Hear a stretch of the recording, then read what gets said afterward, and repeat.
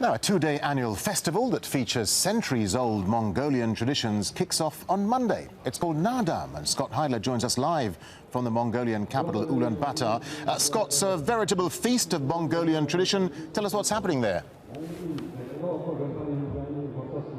Absolutely. Now, well, Darren, the wrestling part of these three sports has started. You can see that over my shoulder. Now, this came after about a 2-hour, very elaborate opening ceremonies. There are a lot of traditional dances, and it really kind of marched through some of the history in Mongolia. There are even fake battles on the field behind me. Now, this underlines the true dedication here to keeping these games as they have been for thousands of years.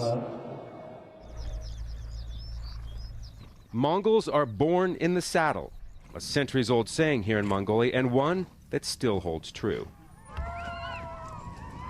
Horse racing plays a major role in Naadam, an annual festival known as the Three Manly Games. It's been around for thousands of years. During his rule in the 13th century, Genghis Khan used the festival as a way to find the best warriors. Naadam is a tradition that has survived historical events without change, keeping the original meaning of the ancient costumes and rituals.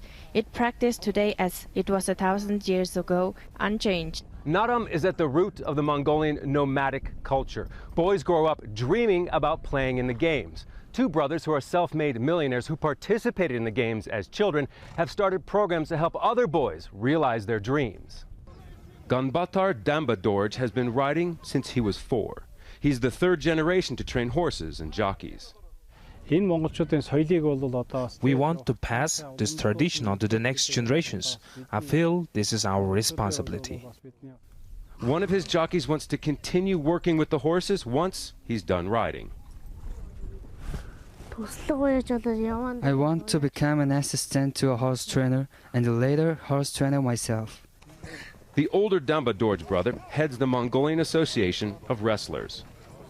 He runs a training program and personally supports some of the wrestlers while they prepare for the games.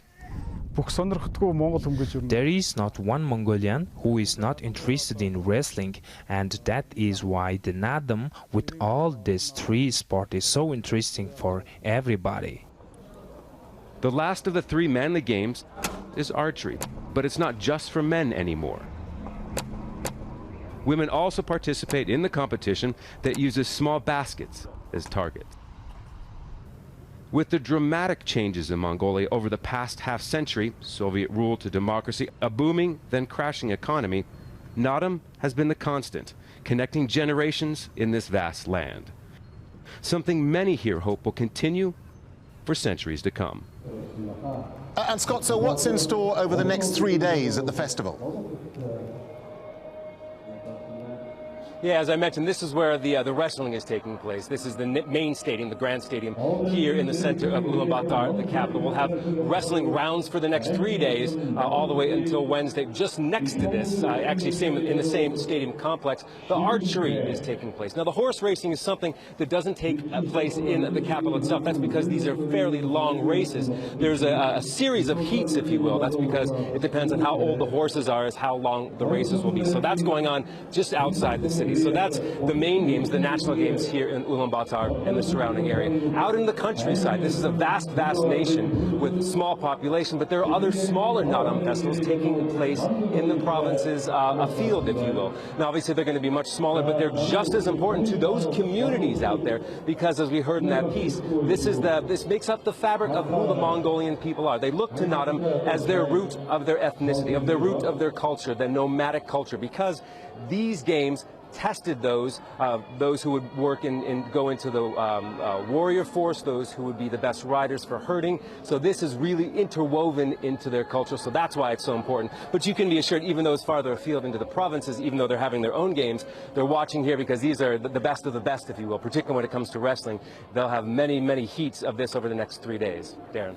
All right, Scott Heidler there in Ulaanbaatar in Mongolia. Scott, thank you. Now, the UNESCO World Heritage Committee is deciding whether or not to add 29 new sites which are outstanding for their natural and cultural characteristics.